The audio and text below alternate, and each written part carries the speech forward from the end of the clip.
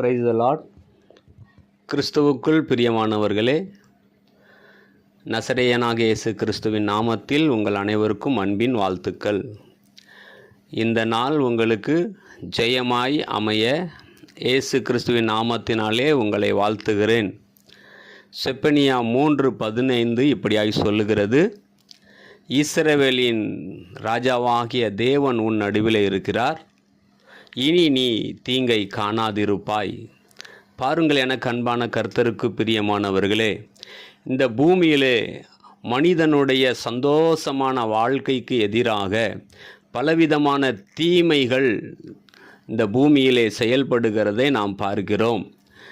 வியாதியினாலும் கடன் பிரச்சனைகளாலும் சத்துருக்களாலே வருகிற போராட்டங்களாலும் மனுஷனுக்குள்ளே இருந்து புறப்படுகிற ஆசை இச்சைகளினாலும் பலவிதமான தீமைகளை பிசாசானவன் மனுஷனுடைய வாழ்க்கையிலே விதைக்கிறான். இந்த தீமையிலே அகப்பட்டு பல ஜனங்கள் தங்கள் வாழ்க்கையிலே பலவிதமான துன்பங்களை அனுபவித்து கொண்டிருக்கிறார்கள். இந்த தீமையினாலே நிறையப்பட்டவர்களாய் தங்கள் வாழ்க்கையிலே சந்தோஷத்தை இழந்து, சுகத்தை இழந்து, சமாதானத்தை இழந்து பல வழிகளிலே தவித்து கொண்டிருக்கிறார்கள். இன்றைக்கு ஆண்டவர் உங்களோடு கூட பேசுகிறார். இஸ்ரவேலின் தேவனாகிய கர்த்தர் உங்கள் நடுவிலே வரும் பொழுது தீமை நீங்கள் காணாதபடிக்கு அவர் அற்புதங்களை செய்வார். ஆமன். இஸ்ரவேலின் தேவனாகிய கர்த்தர், இஸ்ரவேலின் ராஜாவாகிய கர்த்தர் உங்கள் நடுவிலே எப்படி வர முடியும்? ஜெபத்தின் மூலமாக. நீங்கள் அவரை முழு இருதயத்தோடு தேடுவீர்களானால் அவர் உங்களுக்கு தென்படுவார்.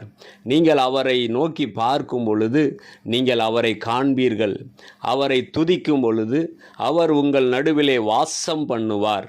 வேதம் சொல்லுகிறது, இஸ்ரவேலின் துதிகளின் மத்தியிலே வாசம் பண்ணுகிற தேவன். நீங்கள் அவரை பாடி துதிக்கும் பொழுது அவர் உங்கள் நடுவிலே வந்து விடுவார். ஆம், எனக்கு அன்பான கர்த்தருக்கு பிரியமானவர்களே, தீமையை கண்டு அஞ்சாதிருங்கள், தீமை நிமித்தமாய் சோர்ந்து போகாதிருங்கள். இஸ்ரவேலின் தேவனாகிய கர்த்தர், இஸ்ரவேலின் ராஜாவாகிய கர்த்தர் உங்கள் நடுவிலே வருவதற்கு நீங்கள் சிங்காசனத்தை ஆயத்தம் பண்ணுங்கள். பாடி துதிக்க ஆரம்பியுங்கள்.